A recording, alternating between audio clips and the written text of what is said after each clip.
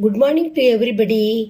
எண்களும் தொடர் வரிசைகளும் standard 10th பயிற்சி 2-3. பயிற்சி 2-3ல இப்ப 2வது சம் பார்க்க போறோம். அந்த சம் வாசிக்கிறேன், கவனிங்க.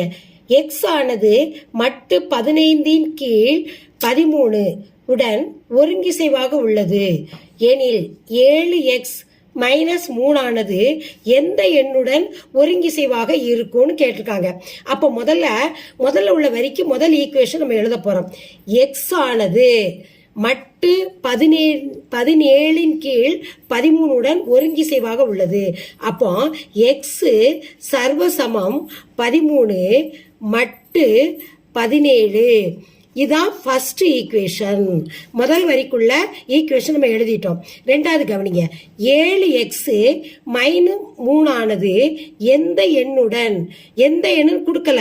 அப்ப அதுக்கு நம்ம ஒரு லெட்டர் வச்சுக்கிடணும். அப்போ 7x -3 சர்வசமம், அதுக்கு ஒய்ன்னு வச்சுக்கிறோம்.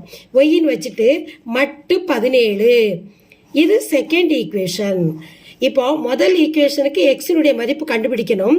செகண்ட் ஈக்குவேஷனுக்கு ஒய்யினுடைய மதிப்பு கண்டுபிடிக்கணும். முதல்ல எக்ஸினுடைய மதிப்பு கண்டுபிடிச்சா அதை இதில் பிரதிட்டு ஒய்யினுடைய மதிப்பு கண்டுபிடிக்கலாம். சரி, இப்போ முதல் ஈக்குவேஷன் எடுத்து எழுதுறேன் பாருங்க. எக்ஸ் சர்வசமம் 13 மட்டு 17. இப்போ எக்ஸுக்கு இந்த பக்கம் இருக்கிற வலது பக்கம் இருக்கிற 13 இடது பக்கம் வரும் பொழுது பிளஸ் ஆனது இங்கிட்டு மைனஸா வரும். -13 சீக்வல்ட் மட்டு 17ங்கிறத 17 எண்ணுன்னு சொல்லுவோம். இங்க உள்ள எண்ணு எதை குறிக்குன்னா, எண் என்பது ஏதேனும் ஒரு முழு. இது கண்டிப்பா நீங்க எழுதியே ஆகணும். என்னன்னா ஒரு முழு, அதுக்கு ஒரு முழு நம்ம கண்டுபிடிச்சு கொடுக்கணும். இப்ப அடுத்த ஸ்டெப் கண்டுங்க.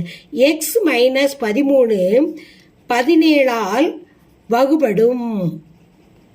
17ஆல் வகுக்கணும். வகுக்கும் பொழுது மீறி வரக்கூடாது.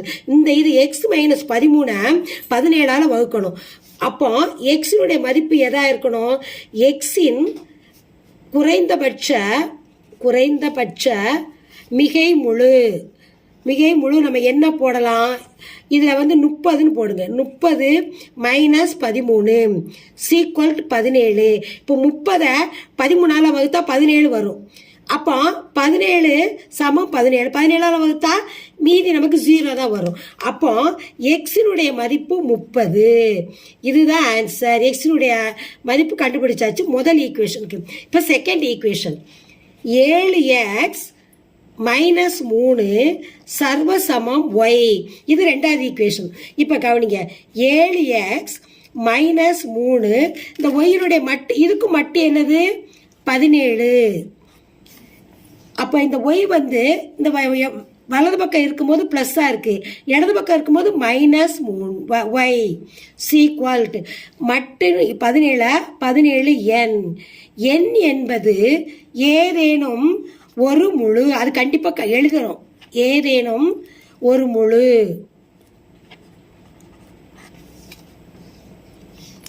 வந்துருமா? அதான்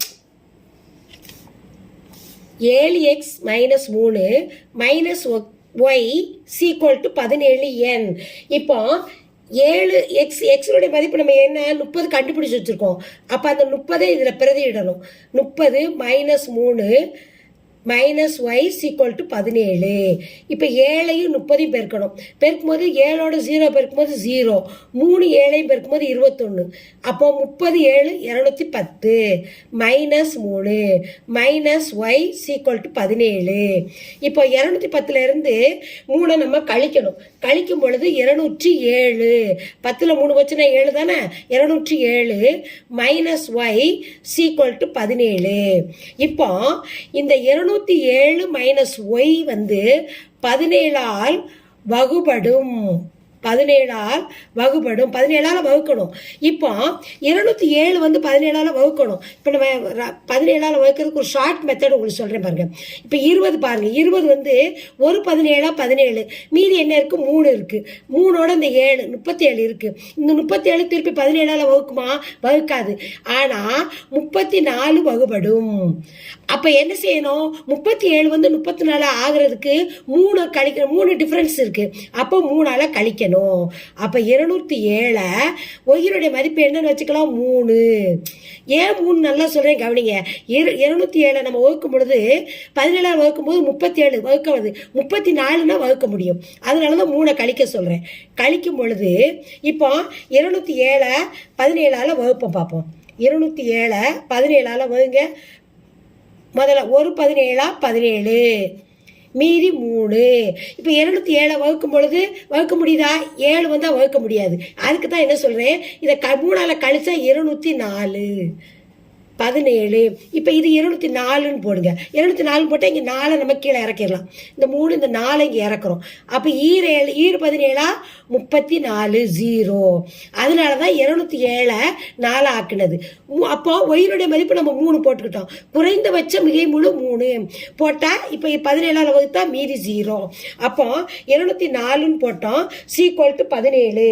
இப்போ இதுதான் இதனுடைய ஆன்சர். y = 3.